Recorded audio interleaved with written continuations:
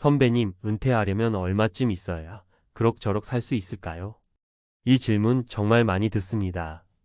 40대, 50대는 물론이고 요즘엔 30대 직장인 후배들도 종종 물어보더라고요. 그런데 막상 답하기가 쉽지 않습니다. 사람마다 그럭저럭이라는 기준이 다르고 삶의 방식도 천차만별이니까요. 하지만 그렇다고 모한 말로 얼버무릴 수는 없죠. 결국 중요한 건 숫자입니다.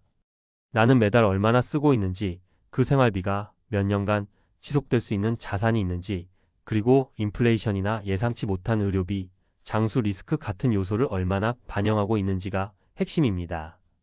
오늘은 그래서 그 질문에 정확히 숫자로 대답해 보려 합니다. 얼마 있어야 그럭저럭 살 수 있냐고요?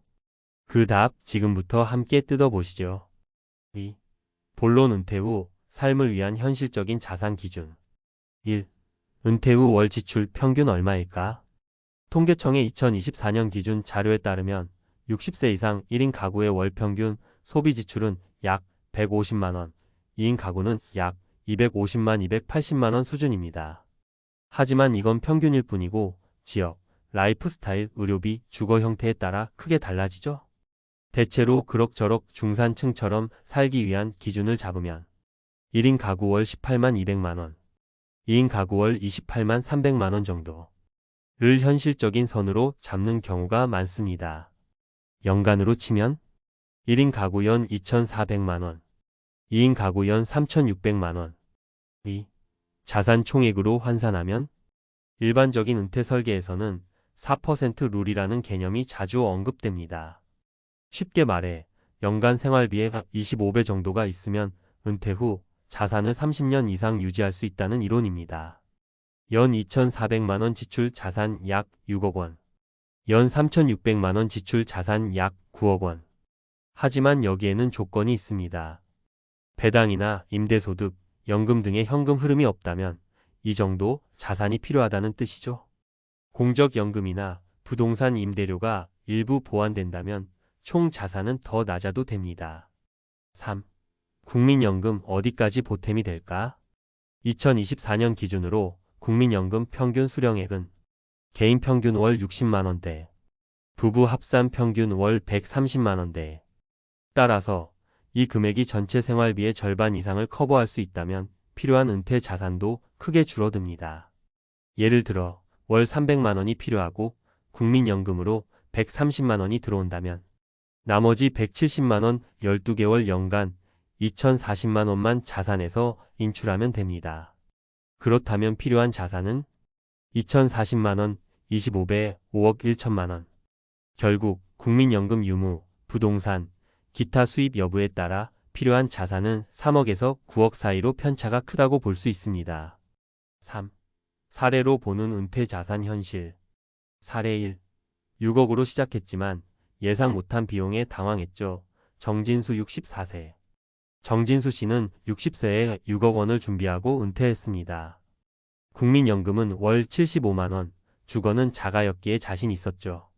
하지만 막상 은퇴 후 3년 차에 부인의 무릎, 수술비 1,200만 원, 자녀 결혼 축의금, 예상치 못한 냉난방기 교체 등 지출이 몰렸습니다. 게다가 인플레이션으로 식비, 공과금이 꾸준히 올라가며 매년 생활비가 510%씩 늘었죠. 예상치 못한 일이 은근히 많더라고요. 6억이면 괜찮을 줄 알았는데 지금은 8억이었으면 좋았겠다 싶어요. 사례 2. 국민연금 덕에 3억으로도 버팁니다. 김말순 67세, 서울 은평구. 김말순 씨는 국민연금을 월 80만 원 받고 본인 명의의 10평짜리 원룸을 월 45만 원에 임대하고 있습니다. 주거는 전세 보증금 1억 원, 본인 생활비는 월 150만 원 선으로 유지합니다. 국민연금과 월세 수입으로 거의 해결되니까 자산에서 꺼내 쓸 일이 별로 없어요. 총 자산은 3억 정도지만 크게 불안하지 않아요. 오히려 의료비만 걱정이죠. 사례 3. 자산은 많았는데 소비 습관이 발목 잡았어요. 박성호 62세, 경기 성남. 박성호 씨는 10억 가까이 자산을 갖고 은퇴했지만 골프, 외식, 여행 등 지출 습관이 유지되면서 5년 만에 4억을 써버렸습니다. 젊을 때처럼 쓰다 보니 금방 줄더라고요. 심지어는 투자한다고 주식에 넣었다가 손실도 났고요. 지금은 소비 습관을 줄이고 남은 자산으로 최소 20년은 버티기 모드로 바꿨다고 합니다. 4. 결론 그럭저럭 살기 위한 진짜 기준. 얼마 있어야 그럭저럭 산다는 질문엔 딱 떨어지는 답은 없습니다. 하지만 다음 세 가지 기준을 기억하시면 조금은 뚜렷한 방향을 잡을 수 있습니다. 기준 생활비를 정하라. 1인 가구는 18만 200만 원, 2인 가구는 28만 300만 원 정도. 현금 흐름을 따져라. 국민연금, 임대료, 이자, 배당이 있다면 그만큼 자산이 줄어도 된다. 변동 비용과 돌발 비용을 고려하라. 의료비, 인플레이션, 가족 지원 등의 지출은 반드시 여유분으로 반영해야 한다. 전문가 의견 한 줄 요약. 금액보다 중요한 건 흐름입니다. 자산이 얼마냐 보다 매달 얼마가 안정적으로 들어오고 나가는지를 설계해야 합니다. 강정민 은퇴 설계사. 앞으로 자산을 쌓아가든 줄여나가든 중요한 건 내 생활비 흐름을 정확히 아는 것입니다. 그게 바로 은퇴 후 안심의 첫 걸음입니다. 5. 은퇴 자산의 숫자를 넘는 진짜 전략 전문가 3인의 조언. 은퇴 설계는 단순히 자산의 크기를 측정하는 계산 문제가 아닙니다.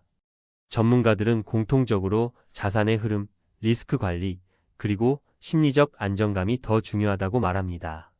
아래는 실제 전문가들의 인터뷰와 조언을 정리한 내용입니다. 정답은 없다. 내 숫자를 만들어야 한다. 김하늘 CFP 국내 20년 차 은퇴 재무설계 전문가. 가장 흔한 착각은 남들 기준을 따라가는 겁니다. 누구는 10억 있다더라.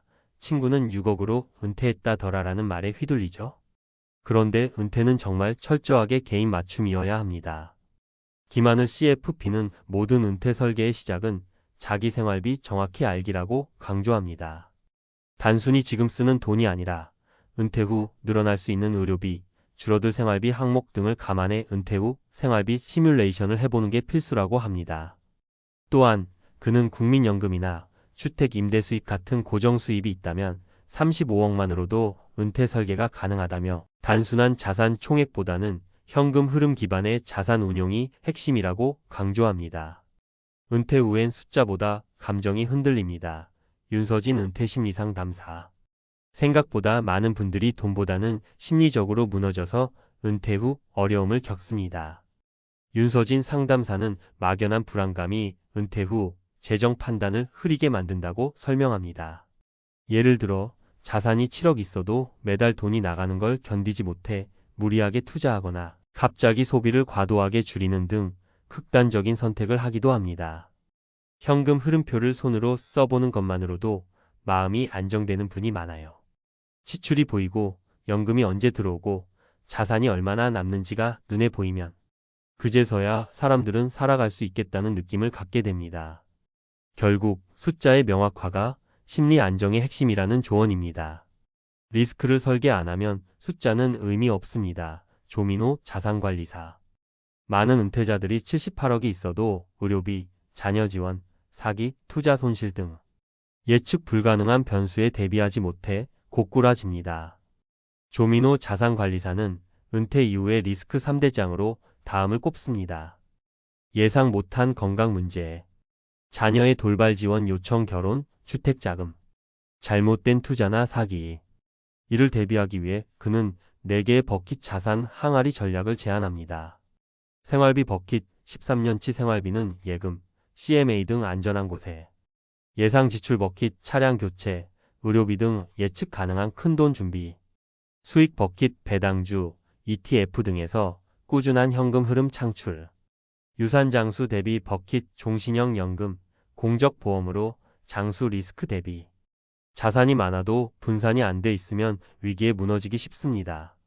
자산 구조를 나눠서 리스크를 흡수할 수 있게 만드는 것이 진짜 설계입니다. 6. 정리 숫자 심리 전략의 3박자. 은퇴 자산 얼마가 적당한가요? 라는 질문에 대한 현실적 답은 이렇습니다. 항목 현실적 가이드라인. 은퇴 후 월 생활비 1인 가구 18만 200만 원 비아리인 가구 28만 300만 원. 국민연금 평균 수령액 개인 월 6,080만 원 비알 부부 합산 12만 140만 원. 은퇴자산 목표 총액 3억 9억 수입 구조와 생활비에 따라 달라짐. 안정적인 은퇴 구조 연금 흐름 비상자산 조합 설계. 마무리 조언. 은퇴는 숫자의 싸움이 아닙니다. 흐름을 만드는 싸움입니다.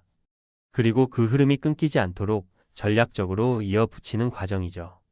이 글을 읽는 당신도 정확한 자산 총액보다 더 중요한 건 내가 매달 얼마를 쓰고 그걸 어떻게 감당할 수 있을까를 정확히 보는 눈을 갖는 겁니다. 당신만의 그럭저럭이 정말로 가능한 은퇴가 되길 바랍니다. 지금부터 숫자를 내 것으로 만들어 보세요. 그게 은퇴 설계의 진짜 시작입니다.